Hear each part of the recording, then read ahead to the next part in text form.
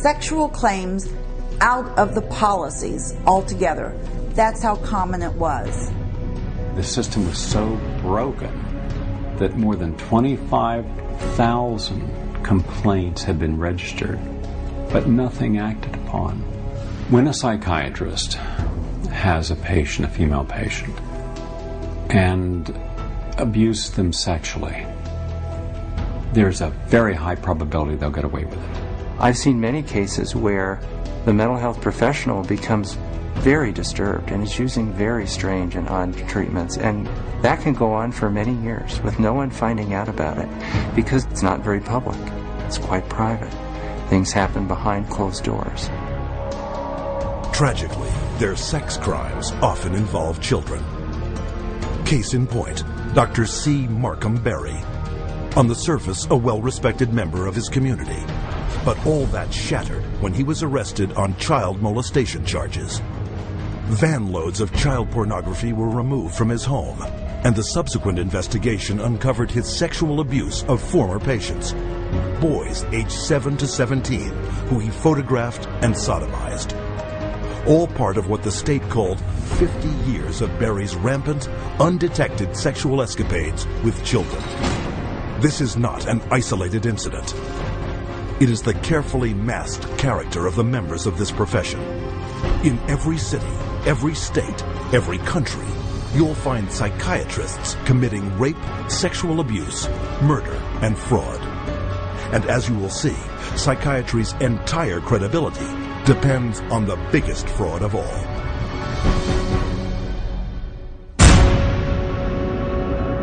I was diagnosed with a chemical imbalance, manic depression. They diagnosed me with having ADD. He told me I had conduct disorder, ADHD, mild depression, Major depression, manic depressive, borderline personality disorder, compulsive disorder, anxiety, depression, and schizophrenia, and depression, sleep disorder, identity problem disorder. There's no such thing as mental disorder. A mental disorder is whatever someone says it is, and if the person saying this is a mental disorder has enough power and influence, then people believe, oh, that's a mental disorder. But you can't have power or influence without credibility, so psychiatry manufactures its own. It's based on a grab bag of checklists for disorders that are published in a book called the DSM, which is the Diagnostic and Statistical Manual. There are no statistics in this book, by the way. That just makes it sound more scientific. They create this cluster of disease, and they get together and they vote. Is this a disease? All in favor, say aye.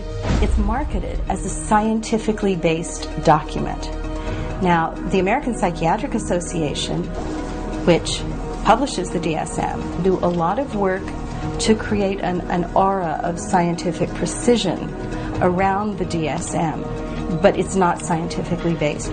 Since the first edition of the DSM, the number of mental disorders voted into psychiatry's diagnostic manual has grown to 374. And with each new disorder, psychiatrists create yet another way to defraud the public. If you have 27 ways to bill in the DSM, that's 27 ways to bill.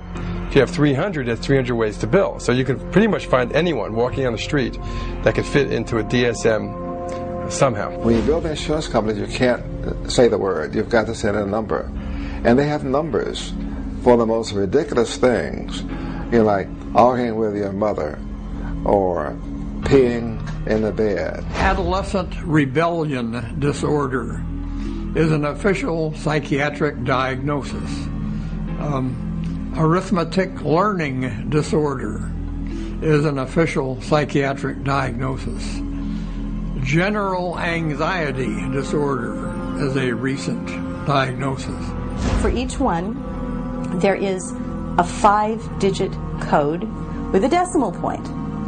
Now, the implication of that is if I have illness 403.16, that's different in some important and scientifically proven way from someone who has 403.17. And nothing could be further from the truth.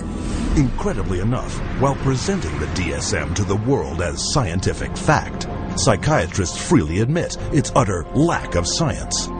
We have no diagnostic reliable markers for almost any illness there is in the DSM. What we're testing for in psychiatry, it's hard to say because there's nothing specifically. But as far as a test that's clinically useful, basically we're not there yet. We don't have any laboratory tests that we can use to determine whether somebody does or doesn't have a mental illness. There are no good biological tests for detecting mental illness. There is no test, there's no biopsy you can do. There is no chemical test right now. There are no specific tests to confirm the diagnosis or show the improvement, like any blood tests or any x-rays or anything like that. Oh, in my practice I don't do any tests. I just speak with people and listen to them, and then I make a decision in what kind of illness. These diagnoses vary as widely as the psychiatrists who make them. In this hidden camera footage, a person visited several different psychiatrists, complaining of the same symptoms. I'm extremely unorganized, and I didn't used to be. It's caused problems in the family. It's caused problems getting, I'm self-employed. So you've got ADD, ADHD, you're depressed, and your depression is bipolar depressed. So you have a brain chemistry disorder, and it's probably genetic. You have a lot of the symptoms of depression. So it seems like it is a mixed picture. What that means is like we got some depressive symptoms and some, high symptoms. If you're bipolar, I'll need to give you a mood stabilizer. We don't know. I kind of doubt it. It's considered low-grade bipolar. You are more of the ADD than ADHD. And as far as medications for depression, because I would recommend that you start a medication, which are Prozac, Zoloft, Paxil, Celexa. Usually Propylene XR is pretty good.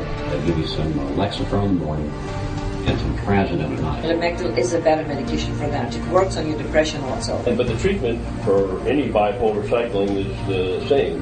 The lithium, Remeron is another one. Trazodone, Segradol, Lipigood, Wellbutrin, Lexapro, Lamictal, Equitroid, Depakote, lithium, Ambien. You may need an antidepressant also with your Lamictal. We don't know if I give you a medication if it is going to work or not. To a certain degree, it's trial and error. You never know if it's the right drug. How many people have I cured? Well, there are no real cures right now in psychiatry. I have cured none of my patients. We're always challenged by our lack of knowledge. In fact, we don't know what the causes of mental illness are. Most mental illnesses, we do not know the cause. Of course, it would be nice to know exact reasons of disorders, but maybe in the future. I'm the Director of Research at the American Psychiatric Association. We don't know the etiology of really any of the mental disorders at the present time.